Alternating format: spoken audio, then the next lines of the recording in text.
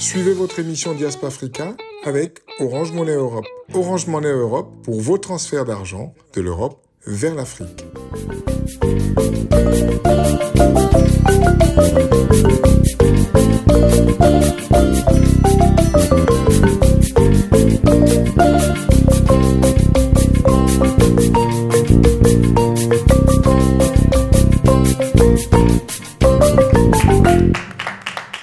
Mesdames et messieurs, bienvenue à vous. Ravi de vous retrouver pour un nouveau numéro de votre émission préférée, Diaspora Africa, cette émission qui met en avant ces hommes, ces femmes qui font briller l'Afrique et le reste du monde. Et oui, comme chaque semaine, on essaye de vous apporter le maximum d'informations concernant le continent africain, mais aussi ses diasporas. Alors aujourd'hui, on aura le plaisir d'avoir des invités exceptionnels, mesdames et messieurs. Oui, j'insiste dessus. Et oui, on accueille comme il se doit Monsieur Kara Djabi. Donc, vous êtes entrepreneur franco-africain, fondateur et CEO de Ripat Africa, qu'on ne présente plus, mais que je vais quand même présenter dans un instant. On l'applaudit, s'il vous plaît.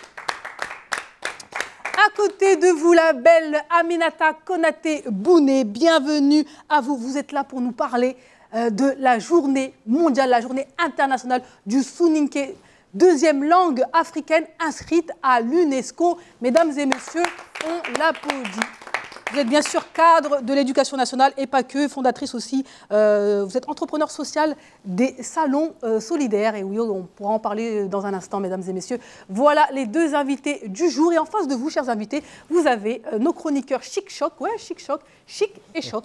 Comment vas-tu, Oumou? Très bien, merci Aïssa, et toi? C'est un plaisir de t'avoir ici. Toujours un plaisir d'être là avec vous. De quoi vas-tu nous parler? C'est un sujet grave, je le sais. Un sujet très, très, très sensible, les pirogues de la mort, en fait. Exactement, les pirogues de la mort, ceux qui prennent malheureusement donc bateau pour pouvoir aller de l'autre côté. Et malheureusement, souvent, il y a des tragédies et on essaie ici de sensibiliser. Merci beaucoup, Oumoussi, on a hâte de vous écouter. On continue avec vous, Babadem. Qui vas-tu faire briller aujourd'hui? Alors aujourd'hui, ça va être Bertin Naoum, qui est une figure incontournable et je voudrais dire même indispensable à la robotique médicale mondiale. Et vous allez savoir pourquoi. Est-ce que vous connaissez Bertin Naoum? Non. Non. Mesdames et messieurs, est-ce que vous connaissez Bertin Naoum? C'est pas normal, mais rassurez-vous, restez avec nous, vous allez connaître.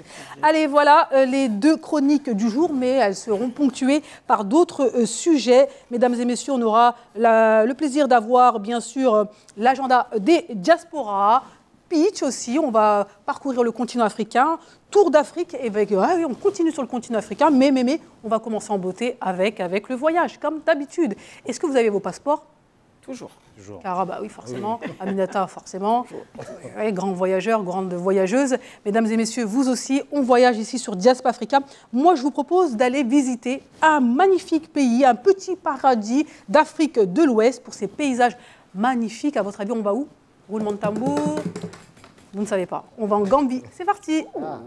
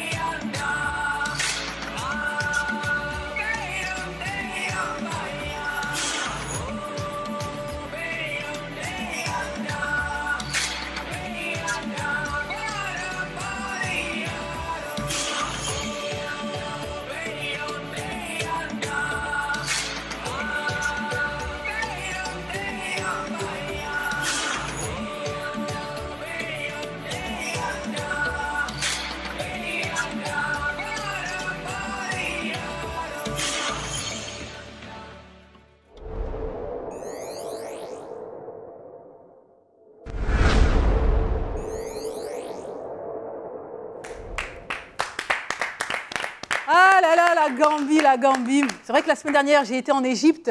Je vous l'ai dit sur le plateau, la Gambie, je n'ai jamais été. Et je me pose la question, qui a déjà été dans ce magnifique pays? Oh, il y en a qui ne parlent pas, mais qui voyagent. Donc, Kara, tes impressions sur ce pays? Bah, en fait, j'ai traversé pour aller en Casamance. Non, Donc, ça tu es ne passé compte par la pas. Gambie. C'est au Sénégal. Ça ne compte pas. Désolé, ça ne compte pas. Qui a vraiment mis son pied en Gambie, à manger du poisson en Gambie? Ah, on t'écoute, Aminata. Alors moi, j'y suis allée dans le cadre du Festival international Soninké, puisque c'est un festival tournant où les Soninké sont établis. Et j'ai été agréablement surprise parce qu'on n'entend pas du tout parler de la Gambie. Très, très beau pays. Alors, tout petit pays, mais très beau pays avec un potentiel qui, à mon sens, n'est pas encore exploité. Et d'ailleurs, moi, j'invite les Africains à découvrir l'Afrique et à aller voir ces petits pays, entre guillemets, et à voir qu'il y a pas mal de choses à voir là-bas. Exactement, c'est vraiment l'objectif de cette émission et surtout de cette chronique Welcome to Africa. Venez visiter le continent africain et il y a de magnifiques terres, de magnifiques paysages, faune, flore à découvrir. Allez, on y va. Allez, mesdames et messieurs, on poursuit cette émission. Vous avez des buzzers, vous les voyez, vous les tapotez. Ça fonctionne pas? Vérifiez toujours, hein, parce que Baba, il aime enlever les piles. Donc, moi, je dis ça, vérifiez tout le temps, mesdames et messieurs. Et oui, parce qu'on s'amuse en toute intelligence ici sur le plateau de Diaspora Africa. On essaye de promouvoir la culture générale, même si les questions sont parfois difficiles. Rassurez-vous, on apprend tous. Mais moi, je ne connais pas les réponses. Pourtant, c'est moi qui fais les questions. Allez, on poursuit avec notre première invitée. Avant d'accueillir notre grande dame, Aminata Konaté-Bouné, on va accueillir un grand homme. Il s'appelle Kara Diaby, fondateur et CEO de Ripat Africa. À la barre, s'il vous plaît.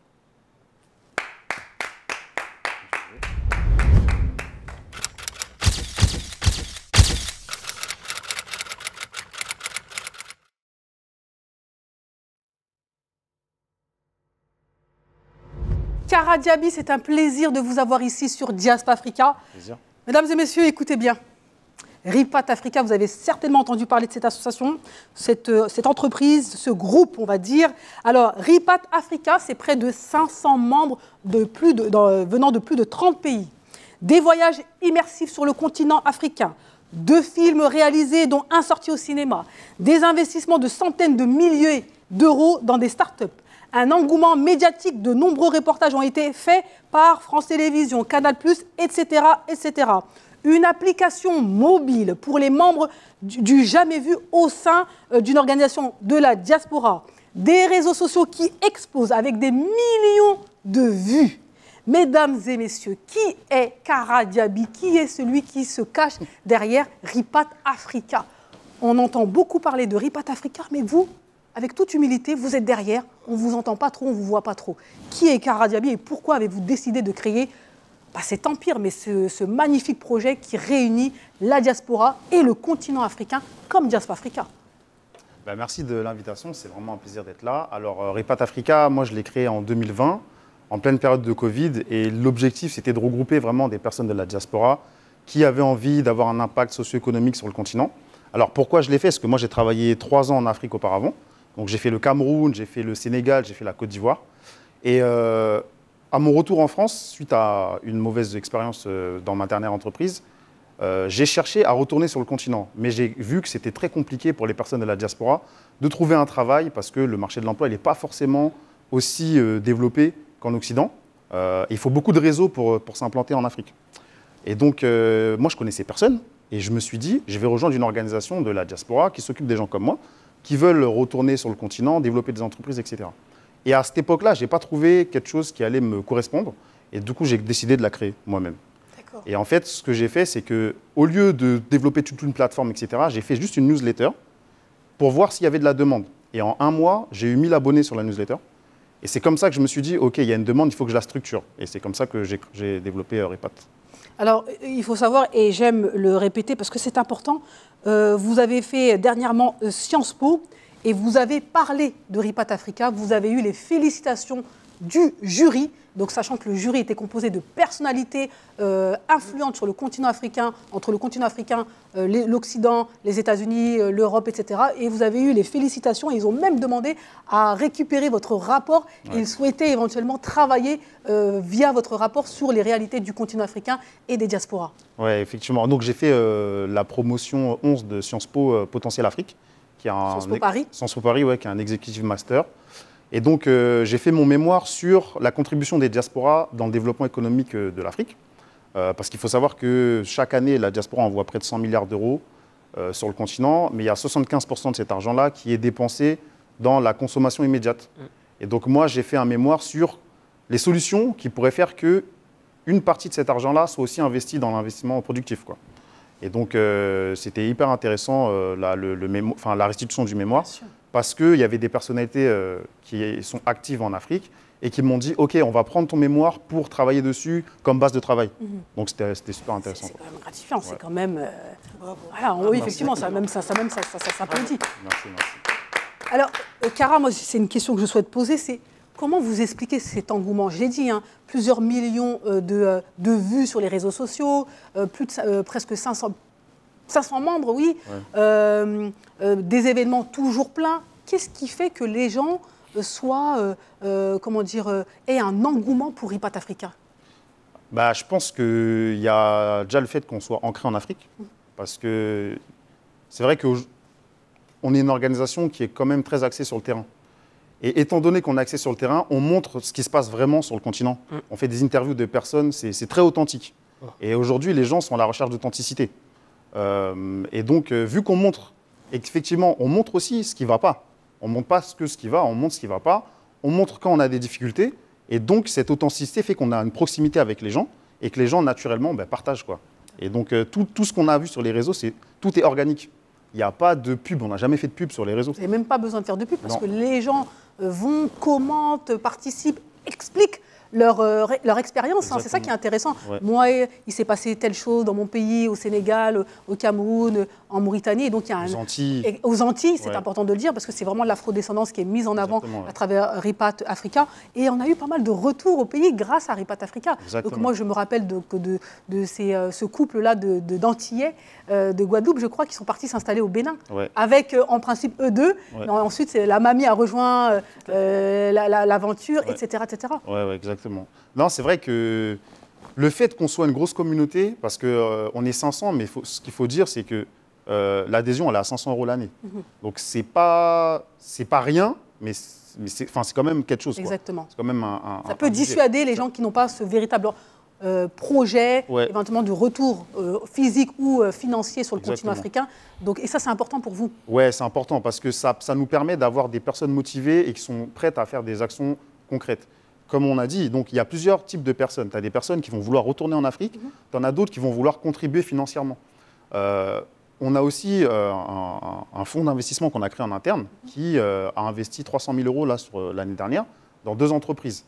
Et comment vous avez fait? C'est-à-dire qu'on parle beaucoup d'investissement, la diaspora doit investir sur le continent africain, la diaspora doit investir ensemble sur le continent africain pour vraiment impacter. Comment vous avez réussi? C'est vous qui avez sorti les 300 000 € de votre poche, Kara, qui ont l'air bien pleines, ou c'est la communauté? Comment ça se passe? En fait, c'est la communauté. Parce que nous, on a sélectionné des projets, on fait des événements qui s'appellent le Pitch Night, où il y a des entrepreneurs qui viennent pitcher leurs projets dans l'espoir ou l'objectif d'avoir du financement.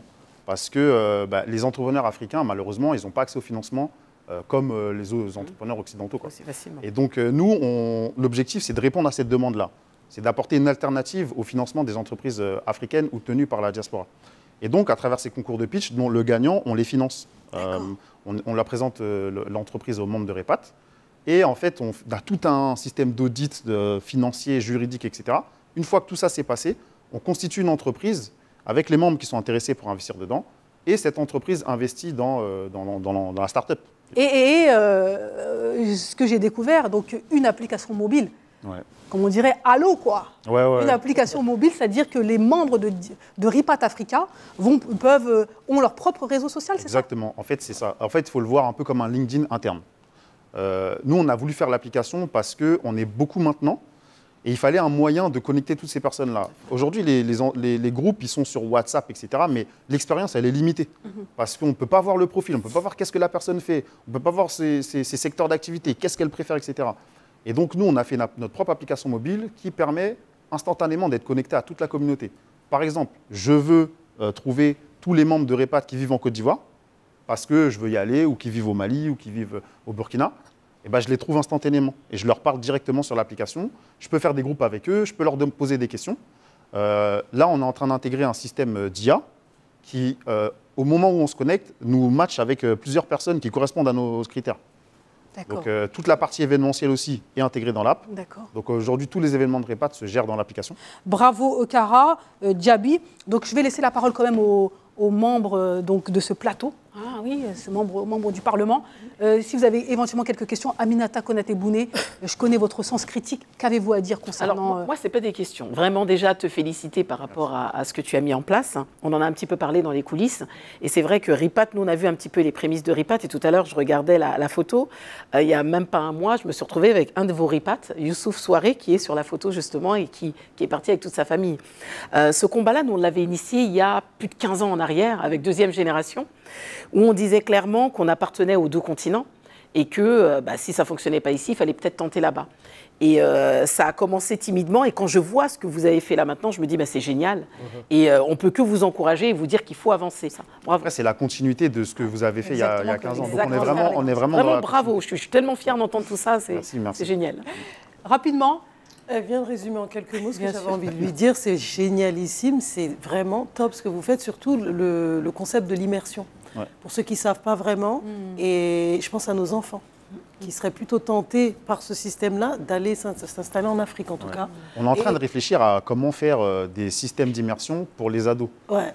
Pour les ados et les jeunes actifs, quoi. Les 18, on va dire 18-25, mais aussi avant 18, on est en train de voir, mais après il y a des complications légales et tout. Et du coup, moi en tant que maman, je souhaiterais faire intégrer mes ados adultes en transition dans votre association. Comment ça se passe? Comment je dois m'y prendre en fait? Alors on est en train de voir pour faire on a un tarif étudiant nous. D'accord. Et pour les étudiants, c'est 15 € par mois. Donc c'est pour permettre le renouvellement de génération. Parce qu'on a remarqué qu'il y a des organisations de la diaspora, nos grands frères, nos grandes sœurs, malheureusement, ils n'ont pas forcément anticipé ce renouvellement de génération. Donc nous, on essaie d'inclure les jeunes à travers des tarifs accessibles pour qu'ils viennent se faire la main, grandir avec nous. Et une fois, étant donné qu'on a un gros réseau et qu'il y a des gens qui sont en poste dans des bonnes entreprises, on va les aider à intégrer ces entreprises-là. Une fois qu'ils seront intégrés, ils pourront payer les 500 €. Quoi. Voilà, mesdames et messieurs, on peut l'applaudir. Bon vent, RIPAT Africa, vraiment. RIPAT Africa, Kara Diaby, je vous en prie, merci. Quoi qu'il en soit, on aura peut-être l'occasion de vous poser d'autres questions. Mesdames et messieurs, et oui, on commence très fort avec RIPAT Africa et ça va continuer encore plus fort avec Aminata Konaté-Bouné dans un instant. Mais tout de suite, on va donner la parole à... Non, on va se détendre un petit peu parce qu'on a eu beaucoup d'informations. Vous avez les buzzers là, moi j'ai envie de voir si les ménages, ça fonctionne bien. Mesdames et messieurs, on joue. Vous jouez, nous jouons. Oui, je joue aussi. Alors, quel pays du monde, selon vous, abrite la plus grande population d'origine africaine en dehors du continent? Aminata, t'as ta premier. Oui, non, la Côte d'Ivoire. Non. Je répète la question. Le Congo. Quel pays... Non, je répète la question. Quel pays du monde abrite la plus grande population d'origine africaine en dehors du continent? La France. Non. Et non. Les États-Unis alors. Non, mais tu dis pas tout. C'est quel jeu ça? J'allais dire les États-Unis. Non. Brésil. Le Brésil. Merci la régie. Ah bon? Et oui, le Brésil. Le Brésil. Non, mais c'est les afro-descendants au Brésil, c'est pas la communauté africaine. La plus grande population d'origine africaine. J'ai pas entendu d'origine. Mesdames, excusez-moi, il faut bien écouter. C'est toi qui paye le café à la fin de cette émission-là, mesdames et messieurs. Allez, on continue, mesdames et messieurs. J'espère que vous allez bien. N'hésitez pas à aller sur nos réseaux sociaux pour en savoir plus concernant Diaspora Africa, cette émission qui fait briller l'Afrique et le reste du monde. Allez, Baba, on va continuer avec vous. Oui, vous le savez, mesdames et messieurs, on aime mettre en avant ces personnalités qui font briller l'Afrique. Et là, c'est destination Le Bénin. Le Bénin avec Bertin Naoum. Allez, 3, 2, 1, c'est parti.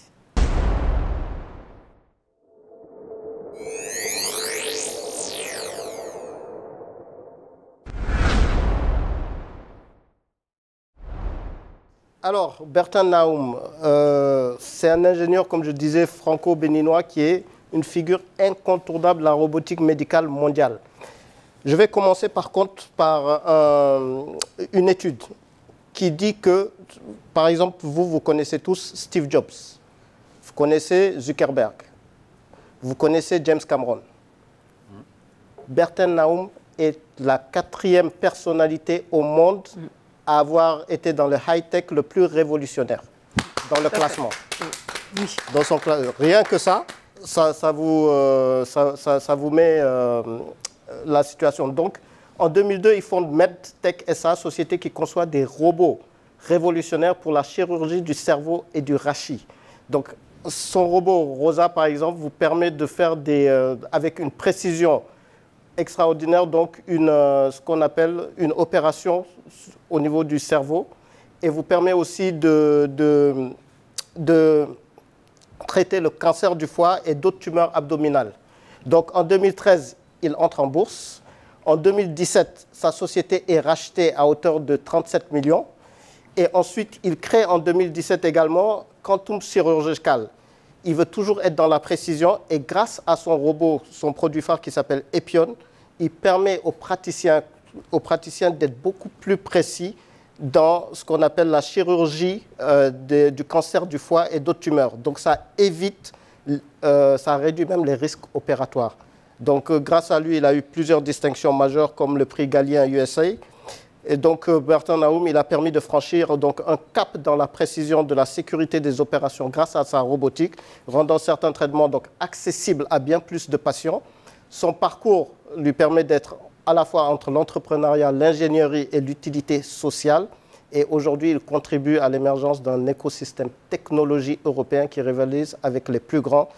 Il est passé donc du statut d'innovateur discret à celui du symbole de l'intelligence technologie au service de la vie. Et c'est grâce à lui qu'il y a beaucoup moins d'accidents post-opératoires. Et c'est un assistant robot qui est utilisé partout dans le monde par les plus grands chirurgiens. Bravo. Mesdames et messieurs, que dire de plus? Bravo. Ouais. Bertin Naoum, qui nous vient franco-béninois. Alors, voilà, vous ne connaissiez pas, hein, pas du tout. Moi, j'avais vu un reportage. Oui, peut-être, c'est vrai qu'on en a parlé. Voilà, mais la seule chose, moi, qui m'interpelle, c'est qu'il est franco-béninois. Il a fait ses études en France, il officie en France et il est méconnu. Il aurait été aux États-Unis, on aurait su tout de suite qui il était. Voilà. Absolument. Malheureusement, c'est effectivement la différence. Il faut plus de communication ici en France pour ces grands talents. Cara, forcément, vous qui êtes un peu dans la tech, ça vous parle, hein? Oui, clairement. Je trouve que c'est comme tu disais, c'est très dommage qu'on... Moi, je ne suis pas au courant alors que je suis dans la tech. Donc je me dis, peut-être que j'ai raté quelque chose, mais c'est vrai qu'aux États-Unis, il aurait toujours tout de suite été mis en avant, surtout à Atlanta, par exemple, la ville où il y a le plus de millionnaires afro-américains aux États-Unis. Donc ouais, je trouve ça dommage, mais en même temps, là, ça me donne envie d'aller le rencontrer. Quoi. Donc, exactement. Pas Atlanta où vous avez été pour Ripat Africa, bien sûr, parce que vous travaillez aussi avec les États-Unis, on n'en a pas parlé tout à l'heure. Mais effectivement, donc mettre en avant donc, des grandes personnalités. En tout cas, nous, on essaie de corriger cela dans cette émission Diaspora Africa. Voilà, mesdames et messieurs, on poursuit avec notre deuxième invité. Non, un tour d'Afrique. Mesdames et messieurs, on continue notre tour d'Afrique. Après la France, le Bénin, maintenant, je vous propose d'aller au Maroc. Oui, au Maroc, à la rencontre d'un instrument de la culture Gnawa. Est-ce que vous connaissez? Moi, non. On regarde.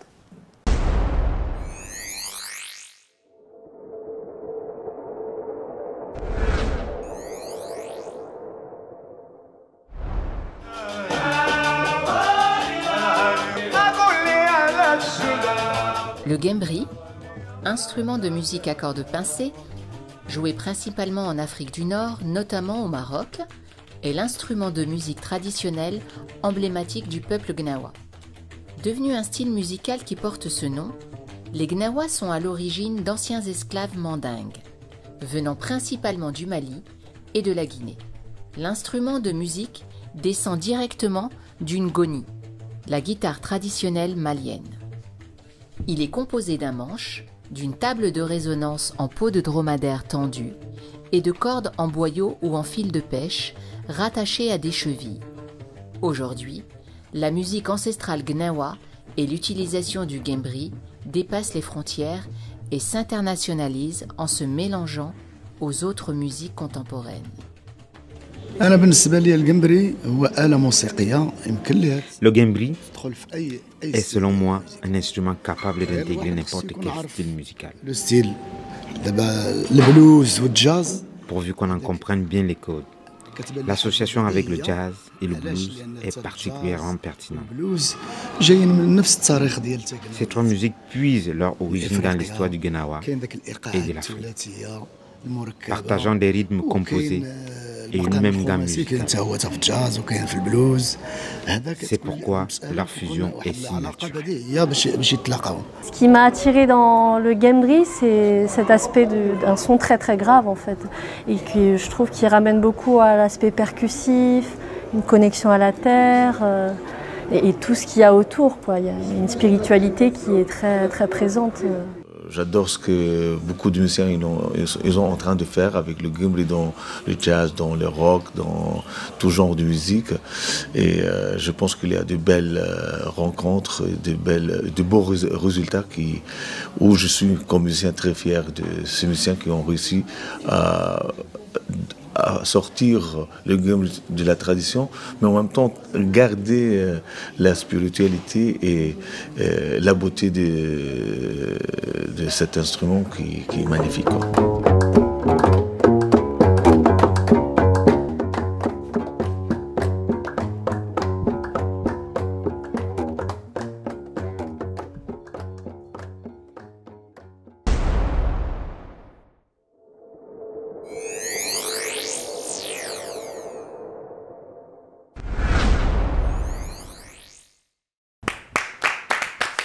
Mesdames et messieurs, sur le plateau, effectivement, donc le nom c'est le gambri. Et donc Aminata Konaté Bouné, en regardant les images, vous vous dites, mais je connais cet instrument. Tout à fait. Son ancêtre, c'est le gambare, qui est l'instrument de nos griots soninké. Puis ça a été dit, ces personnes qui l'utilisent sont les descendants maliens. Donc toute l'histoire, elle est africaine. C'est aussi ça. Exactement. L'Afrique dans son intégralité, du nord au sud. Alors, mesdames et messieurs, on va poursuivre cette émission après le Maroc. On revient ici à Paris et on va parler de la langue soninké. Oui, deuxième langue inscrite, en tout cas célébrée, notamment par une journée spéciale. Mesdames et messieurs, on accueille, s'il vous plaît, Aminata Konaté Bouné à la barre, s'il vous plaît.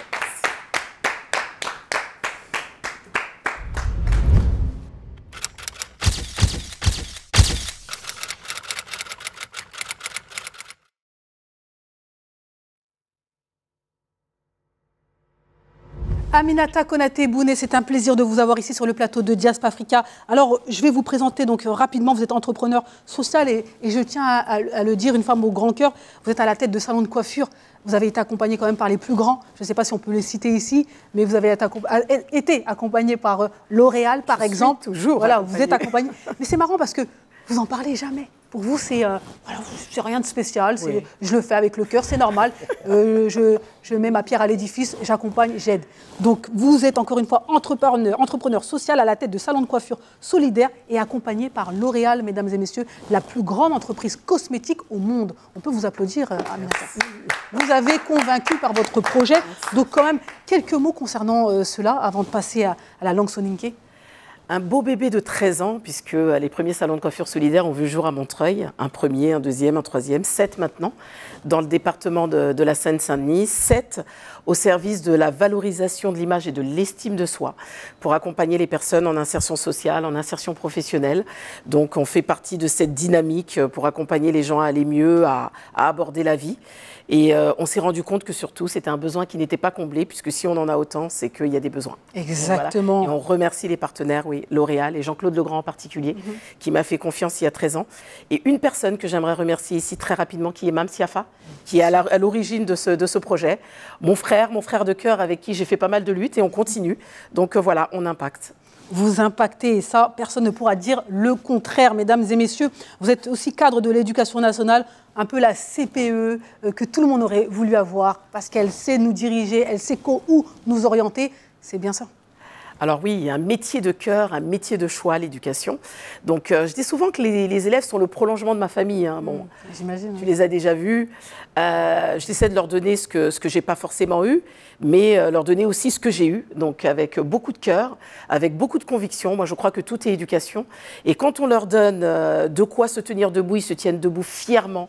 Et ils deviennent de très belles personnes. Exactement, avec une CPE qui prône l'excellence, qui montre à chacun que tout est possible, que quand on veut, on peut, eh bien, ça change énormément. Et là, c'est un petit message à l'éducation nationale. Qui est le ministre? Je ne sais pas parce que ça change. Mais voilà, en tout cas, le message est passé. Alors, on continue maintenant, rentrons dans le vif du sujet. Vous faites partie des personnalités qui ont durement œuvré pour que le soninké soit célébré mondialement tous les 25 septembre, mesdames et messieurs. Vous êtes 3e vice-présidente en charge de l'éducation, de la jeunesse et des relations institutionnelles au sein de l'APS, une association qui a plus de 40 ans d'existence, mesdames et messieurs, et vous êtes coordinatrice de la JILSO, Journée internationale de la langue soninké. Donc encore une fois, La langue soninké, mesdames et messieurs, eh bien, est la deuxième langue africaine à bénéficier d'une reconnaissance mondiale par l'UNESCO. Et ça s'applaudit, mesdames et messieurs. Long travail, et c'est fait. Vous ouvrez la porte aux autres.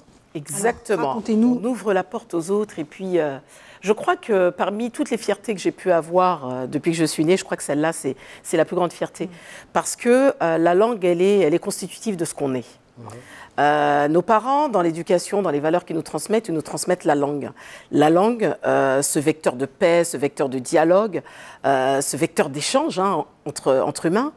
Et nos parents nous ont toujours dit que la langue était un plus et pas un moins, au moment où la société française faisait croire à nos parents que parler nos langues d'origine était handicapant pour les études. J'en suis la preuve vivante, je parle couramment le français, je parle couramment le soninké, nous sommes nombreux. Ce que cette association a voulu mettre en œuvre durant ces 40 années d'existence, même un peu plus que 40 ans puisqu'elle est née en 79, c'est promouvoir nos valeurs, faire en sorte que cette langue ne meure pas, avec toutes ses richesses, avec toute cette histoire. Et puis la particularité du soninké, c'est qu'elle est parlée dans 6 pays ouest-africains, donc le Mali, le Sénégal, la Mauritanie, la Gambie, les 2 Guinées, et puis aujourd'hui au sein de toutes les diasporas. Et j'en veux pour preuve des mots soninké au Larousse. Aujourd'hui, les personnes avec lesquelles nous avons grandi, qui sont caucasiens aux yeux bleus, utilisent aussi des mots empruntés à notre langue. Et c'est aussi ça l'échange. Igo, Mpairini de MHD, donc voilà, il y en a plusieurs. Et puis c'est aussi ça la richesse, l'échange interhumain, c'est ça. Et je crois que c'est ce qu'on a voulu mettre en œuvre. Après, le fait que cette journée soit à l'UNESCO, c'est quelque chose qui nous survivra. Mais c'est quand même une aberration de savoir qu'il n'y avait qu'une seule langue africaine à l'UNESCO, qui était le swahili. Aujourd'hui, il y a une deuxième langue qui est le soninké. L'objectif derrière, c'est d'ouvrir la porte à toutes les autres langues qui voudront bien avoir leur langue, faire en sorte que cette langue elle soit connue dans le paysage français, parce qu'on contribue aussi au narratif français. Nos parents contribuent au narratif français à travers ce qu'ils ont fait, mais nous également, qui sommes nés ici et qui sommes porteurs justement de ces 2 cultures. Exactement, c'est très important, c'est très inspirant ce que vous dites. Et là, vous avez été plus loin. Un jour, vous avez pris une semaine. Donc pendant une semaine, la langue soninké a été célébrée. Racontez-nous, qu'est-ce qui s'est passé? On n'était pas au courant, comment ça se fait? Alors, l'année dernière, c'était une journée, c'était notre première entrée en matière. On était à l'UNESCO de 9h à 21h, une journée qui a été déclinée très intéressante, avec des conférences, avec pas mal de choses. Et puis, fort de l'expérience de l'année dernière, on s'est rendu compte que on laissait pas mal de personnes sur le carreau, puisqu'il n'y a que 500 personnes qui pouvaient rentrer dans cette salle. Donc cette année, on avait encore cette salle de 500 personnes. On s'est dit qu'il fallait démultiplier justement les actions, faire en sorte que les soninké qui ont envie de promouvoir ce qu'ils font au quotidien, on puisse leur donner l'occasion.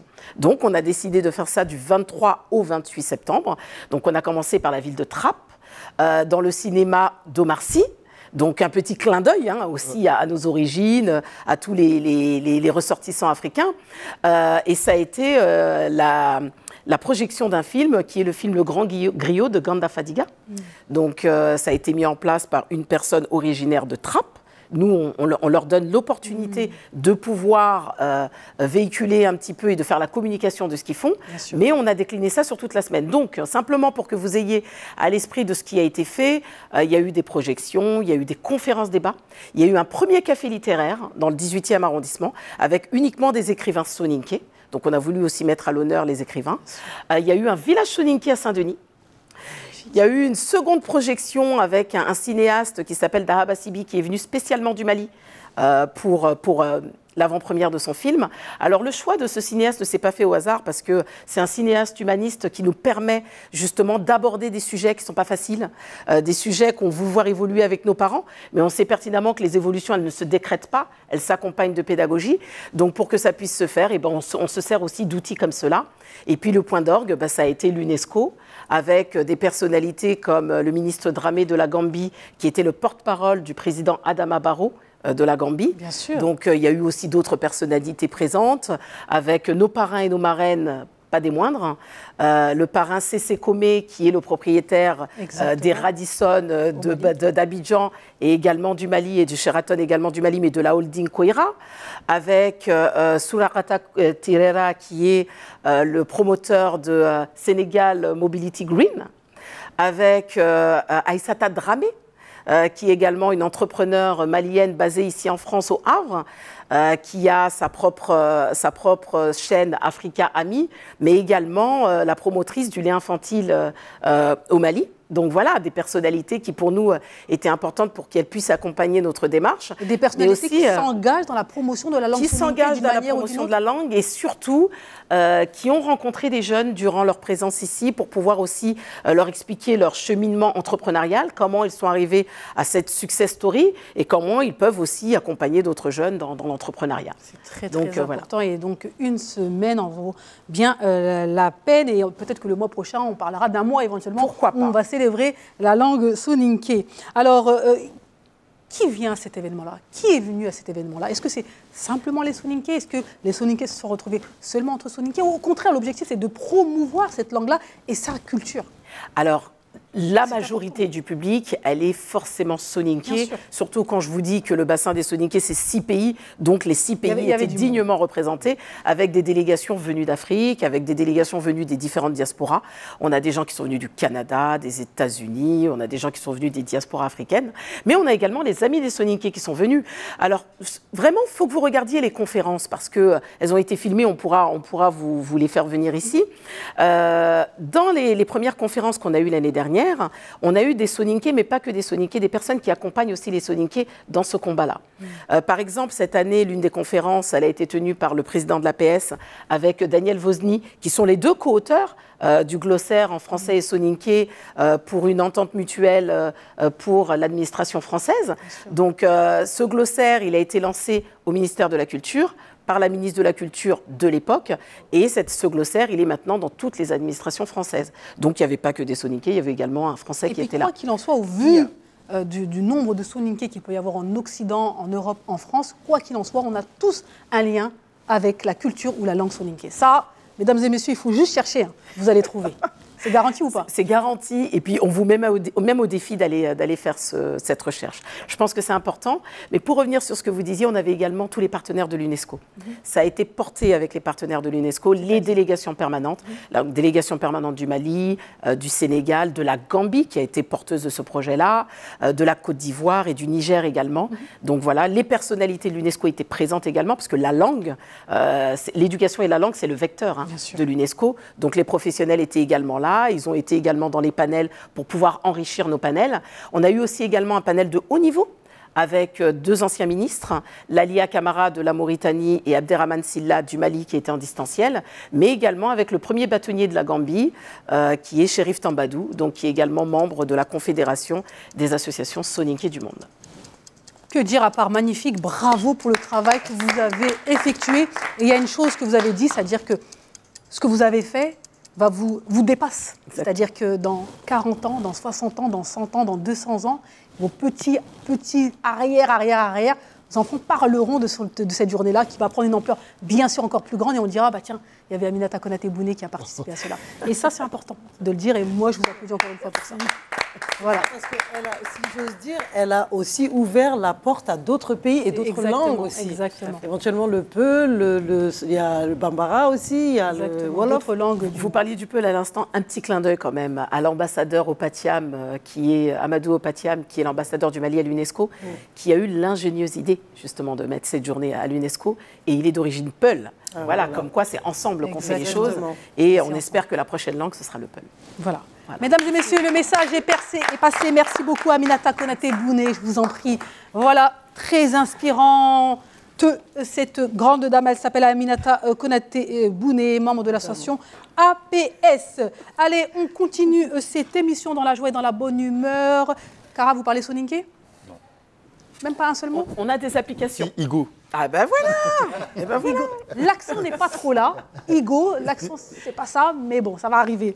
Voilà, mesdames et messieurs, on poursuit. Et moi, je vous propose tout de suite, l'agenda des diasporas. Si vous ne savez pas quoi faire en semaine, le week-end, rassurez-vous, on a tout ce qu'il vous faut. Allez, c'est parti. L'agenda des diasporas avec Orange Monnaie Europe.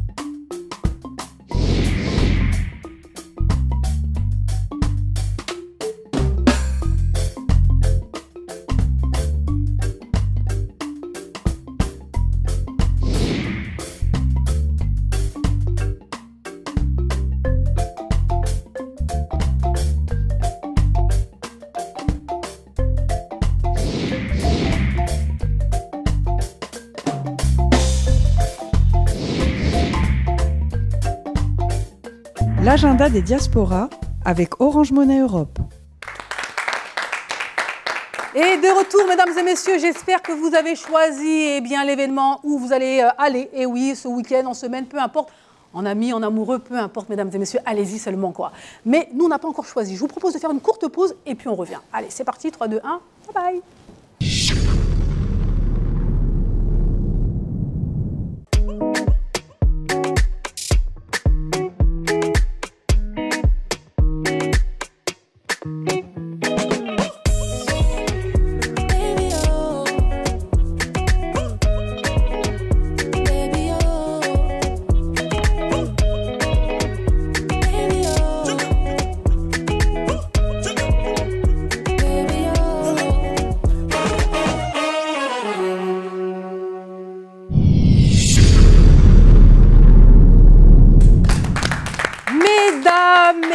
Mesdames et messieurs, bienvenue à vous. Si vous venez de nous rejoindre, nous sommes dans l'émission Diaspora Africa qui fait briller l'Afrique et le reste du monde et surtout les personnalités du continent africain ou issues du continent africain. On a le plaisir d'avoir Kara Diaby, membre fondateur et CEO de Ripat Africa, et Aminata Konaté Bouné, entrepreneur social, et en même temps, elle a contribué à la journée mondiale du Soninké à l'UNESCO, mesdames et messieurs. Et oui, rien que ça, que des grands ici sur le plateau de Diaspora Africa. En face de vous, vous avez bien sûr Baba et Oumou. Oumou va vous donner la parole parce qu'on va parler d'un sujet très grave. Donc on a beaucoup ri, on s'est beaucoup amusé, mais maintenant le moment est important.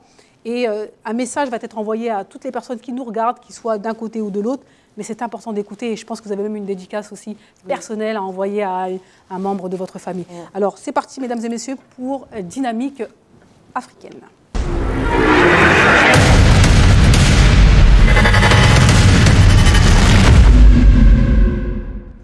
Sujet très sensible, Aïssa, sur les pirogues de la mort. C'est un sujet en fait qu'il faut vraiment évoquer parce que c'est un sujet très sensible. On ne sait pas ce qui passe par la tête des jeunes à vouloir absolument traverser la mer pour un avenir meilleur. Donc une Europe assez illusoire. La Méditerranée, c'est devenu un cimetière avec carrément des rêves africains qui flottent. Pirogue de l'espoir, vague de douleur, c'est plein d'espoir et finalement ils arrivent probablement jamais. Et on aimerait savoir quelles sont les causes et quelles solutions on peut apporter à ça justement pour dissuader ces jeunes de rester sur place.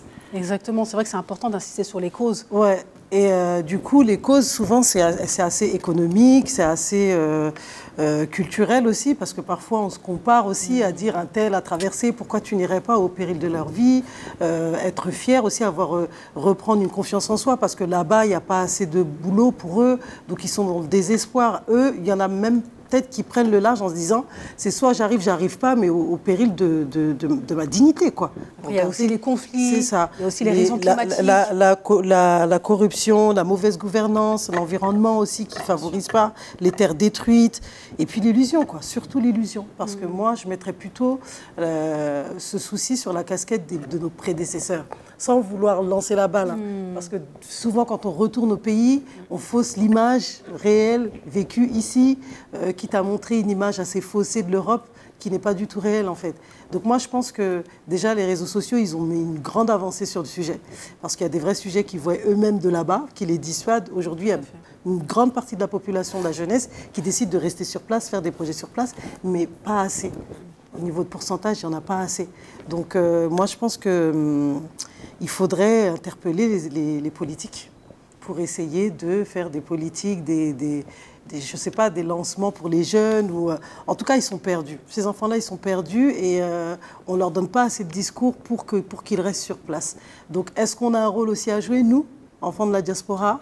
Alors, c'est pour ça que ton émission, je mets un big up sur ton émission, Aïssa. Pourquoi? Parce que Diaspora Africa met justement en valeur tous ces acteurs qui pourraient potentiellement impacter ces jeunes sur place et leur demander de rester. Pourquoi nous, aujourd'hui, on a un regard retourné sur l'Afrique? Parce qu'on a fait le tour ici, on sait que tout n'est pas joué forcément ici et que l'Europe n'est plus forcément la même, quoi. Donc il faut vraiment impacter les politiques à ce niveau-là, je pense. Merci beaucoup. En tout cas, c'est important ce que vous dites. Quoi qu'il en soit, on va vous laisser terminer.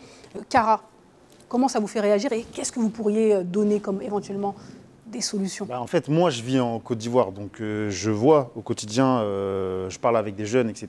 Et je vois que des fois aussi, ils ont envie d'aller voir ce qui se passe ailleurs. Moi, je suis d'accord avec vous sur l'impact sur les politiques. Je pense qu'aujourd'hui, il faut investir dans l'éducation.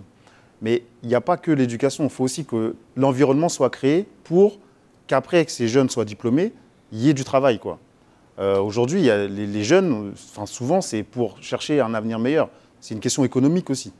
Donc, je pense que c'est multifactoriel. Il y a la question économique, sociale, climatique, etc. Je pense qu'il faut investir dans la jeunesse. Et je trouve que ce n'est pas assez fait. Même le fait de faire des... Par exemple, on pourrait avoir des systèmes, comme nous on fait les Repatours, on va là-bas, on pourrait avoir des systèmes où c'est encadré par les États africains, mais qui viennent voir ce qui se passe ici. Et qui viennent voir et qui viennent constater que la vie, elle est compliquée. C'est pas l'Eldorado. Une espèce de passerelle ou des coopératives entre l'Europe et l'Afrique. Des échanges universitaires, je ne sais pas. Mais même au-delà de ça, moi je crois qu'il faut aussi qu'on arrête ce mimétisme à croire qu'on peut prendre ce qu'il y a ici et le mettre là-bas. L'Afrique a ses propres réalités. L'artisanat, c'est une porte d'entrée. Tous les métiers artisanaux, c'est une porte d'entrée pour la jeunesse. Et malheureusement, on a fait croire à notre jeunesse que pour s'en sortir, il fallait que tout le monde soit diplômé. Ouais. Quand les gens ont faim, ils n'envoient pas leurs enfants à l'école. Ça, c'est une réalité. Mais est-ce que ça veut dire que celui qui a entre 16 et 17 ans, parce qu'il n'a pas été à l'école avant, maintenant c'est fini pour lui? Ben non, la formation peut être une porte d'entrée justement pour cette jeunesse-là. Donc nous, on mise beaucoup là-dessus. Mais là où je suis entièrement d'accord aussi avec toi, c'est qu'il faut qu'on prenne notre part de responsabilité. C'est trop de personnes mangent des pâtes à longueur de journée ici, se serrent la ceinture pour partir là-bas, et montrer ce qu'ils ne sont pas ici. Donc, malheureusement, ça a faussé pendant longtemps la vision de ces pays-là, en disant, bah, écoute, quand on arrive ici, en quelques mois, il est devenu quelqu'un, moi aussi, je vais devenir quelqu'un en quelques mois. Et les réseaux ont mis la lumière sur ces choses-là, mais aujourd'hui, il faut aussi qu'on ouvre le champ des possibles pour cette jeunesse, et qu'on leur dise que ici c'est dur, là-bas c'est dur, mais sans travail, on n'y arrive pas. Et que tout le monde ne devient pas ingénieur, tout le monde ne devient pas médecin, mais qu'on a besoin aussi de créateurs, qu'on a besoin de personnes dans l'IA et dans les nouvelles technologies, et qu'on a besoin d'agriculteurs. Parce que ceux qui nous font manger, ce sont les agriculteurs. Et le plus gros grenier du monde, c'est quand même l'Afrique. Ouais, exactement. Après, les frontières, c'est difficilement fermable. Mais par contre, moi, vous avez une annonce à effectuer, en tout cas. Oui, par ce sujet, en fait, qui me tenait à cœur, je voulais rendre hommage à ma cousine Germaine, qui est partie il y a 1 an, le 24 octobre 2024. Sa dernière connexion, 23h54, elle a pris le large, sans prévenir personne. On n'a pas de nouvelles. Donc j'aimerais rendre hommage à ma chère cousine, Jaina Bassi, ma cousine Germaine, qui est partie avec son enfant de 1 an. Et pourtant, elle avait tout pour être bien, là où elle était, à Nouakchott. Mais elle a cru aux rêves européens, elle a cru à cet Eldorado. Elle était remplie d'espoir parce que d'autres étaient déjà arrivés à destination en Espagne. Et pas de nouvelles. Et donc, par cet hommage aussi, et j'aimerais lancer un appel, pourquoi pas, savoir s'il y a de ces nouvelles. On ne sait pas. On n'a pas pu faire notre deuil non plus parce qu'on ne sait pas sincèrement où elle est. Et sur la barque, elle a embarqué à Nouadhibou ce 24 octobre. Sa barque est arrivée en Espagne, mais avec 35 disparus. Malheureusement, il y en a beaucoup des Jenna. Oui, exactement. Merci beaucoup, Oumou, aussi, pour cette magnifique chronique importante et dont on ne parle pas assez. Et merci. Allez, mesdames et messieurs, dans un tout autre registre, on continue l'émission Diaspora Africa. Nous sommes presque au terme de l'émission et nous avons un message de Jacques de Brazzaville. Et oui, on permet aux téléspectateurs de nous poser des questions et on les pose ici à nos invités. Alors, mais avant quand même, dernière question quiz. On ne sait jamais qui va remporter le grand voyage. Question pour un champion, question pour une championne. D'où vient le mot vaccin, mesdames et messieurs ? Si vous avez suivi Diaspora Africa, normalement, vous connaissez la réponse. Donc, d'où vient le mot vaccin? Baba, toi, si tu ne connais pas la réponse, c'est vraiment que tu es là, tu n'écoutes pas. Alors, là... D'où vient le mot vaccin? Eh bien, mesdames et messieurs, du latin vaca, qui signifie vache. Mais pourquoi? Vous allez me dire. Eh bien, tout simplement parce qu'en 1796, le médecin anglais Edward Jenner utilisa le virus de la vaccine, une maladie bénigne des vaches, pour protéger de la variole humaine. Ce procédé fut nommé vaccination. ou en espagnol, la vaccination. Donc, et c'est la raison pour laquelle on a décidé d'appeler ce moyen de protéger eh bien, le vaccin. Voilà, donc ça vient de la vache, d'une maladie qui a été trouvée sur la vache et qui est devenue vaccin. Vaccin, ouais. Culture générale, on ne le savait pas.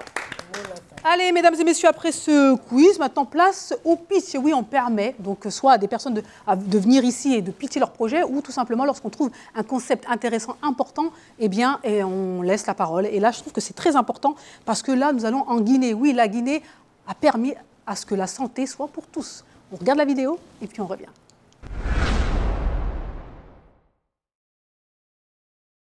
Sous le haut patronage de son Excellence le général d'armée Mamadi Doumbouya, président de la République, chef de l'État, chef suprême des armées, et sous la présidence du docteur Dansa Kourouma, président du Conseil national de la transition, la République de Guinée vous convie au Forum parlementaire africain sur la couverture santé universelle CSU 2025 le 19 novembre au Palais du Peuple à Conakry. Le 21 septembre, la Guinée a marqué l'histoire du continent africain. Pour la première fois, un pays a inscrit dans sa constitution le droit à la santé pour tous. Un acte fort, un engagement de justice sociale, d'égalité et de dignité pour le peuple guinéen. Ce forum réunira les acteurs guinéens et africains, parlementaires, gouvernements, sociétés civiles et partenaires, pour porter ensemble la vision d'une Afrique unie, souveraine et maîtresse de son destin sanitaire. Au Palais du Peuple, la Guinée trace le chemin et l'Afrique répond à l'appel. La santé, un droit pour tous, la Guinée montre la voie.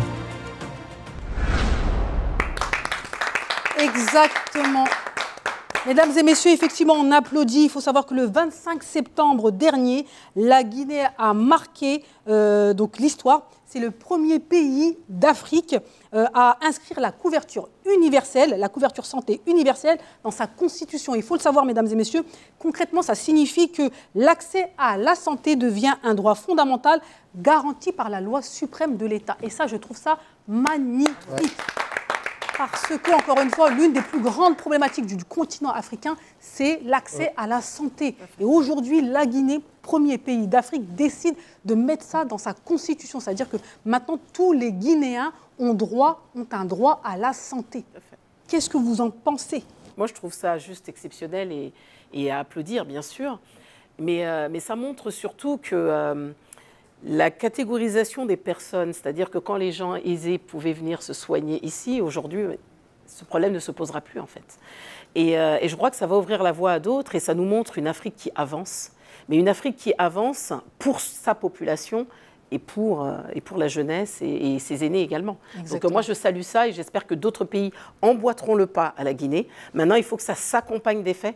Parce que le droit pour tous, il faut qu'il y ait des hôpitaux, il faut qu'il y ait des médecins diplômés. Exactement. Mais bon, je pense que... Et c'est pour la raison pour laquelle le 19 novembre prochain, ils organisent le Forum parlementaire international où toute l'Afrique sera réunie, et notamment les décideurs du continent et surtout de la Guinée, pour discuter sur l'application de ce droit à la santé. Kara ?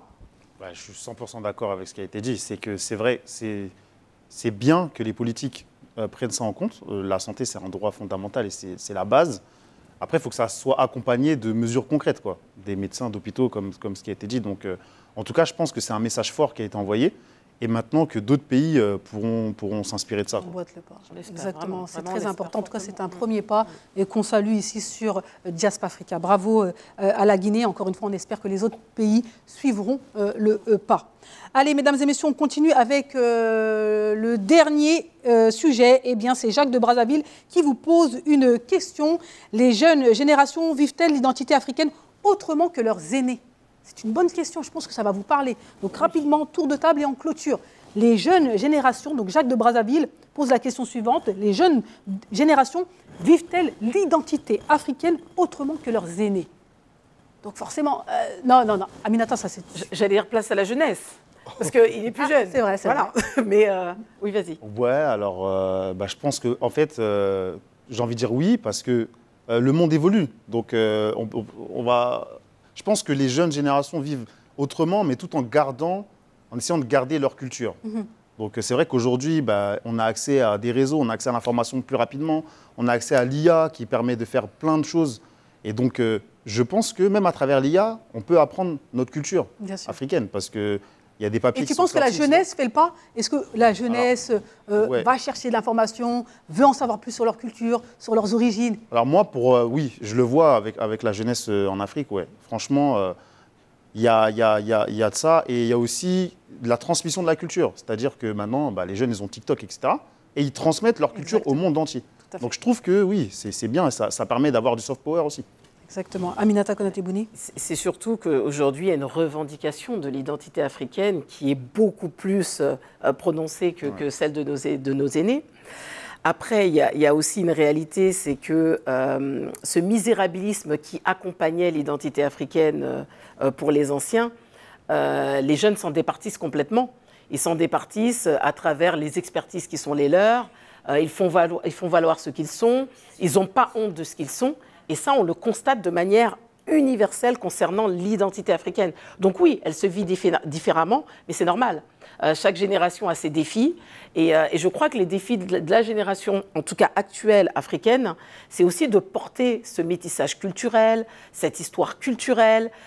C'est aussi de la faire valoir et de la revendiquer. Et ça, ils le font très bien. Exactement, c'est important. On va continuer avec vous. Difficile de passer derrière Aminata qui résume le tout le temps, bien synthétisé, etc. Moi, j'ai envie de dire oui. Et ils le font parfaitement bien. Vous voyez à travers vos enfants, par exemple? Oui, tout à l'heure, qui parlait de l'IA. Moi, je suis has-been avec mes enfants, en fait. Parfois, c'est eux qui m'aident sur certains outils, parce que c'est des outils qu'on n'avait pas dans le temps, en fait. Donc, eux, ils le maîtrisent mieux, et ils sont plus en quête d'identité aujourd'hui. Ils ont tous les outils ils nous réclament les voyages en Afrique, ils recherchent la lecture. Moi, j'ai mes enfants qui recherchent à apprendre le peul, par exemple, c'est important pour eux. Ma fille qui me l'a reproché il y a 2 mois. Enfin, je pense qu'ils vivent vraiment avec leur temps, et pour ceux qui sont intelligents, en tout cas, l'utilisent vraiment rigoureusement et intelligemment. À bon escient, ouais. Babadem, oui, je dirais oui, autrement grâce aux réseaux sociaux déjà. Et juste un exemple, le panafricanisme avant et le panafricanisme d'aujourd'hui ne se vit pas de la même manière. Donc oui, et puis je rejoins tout ce qu'ils ont dit. Voilà, merci beaucoup. Merci à Jacques de Brazzaville. J'espère qu'on a répondu à votre question. On applaudit nos invités du jour. Kara Diaby, CEO de RIPAT, Aminata Konaté-Bouni, la journée mondiale, la journée internationale de la langue soninké à l'UNESCO. C'était un plaisir de vous avoir ici sur Diaspora Africa. Merci bien sûr à nos chroniqueurs Oumou Si, on applaudit. Et bien sûr, Baba Dem.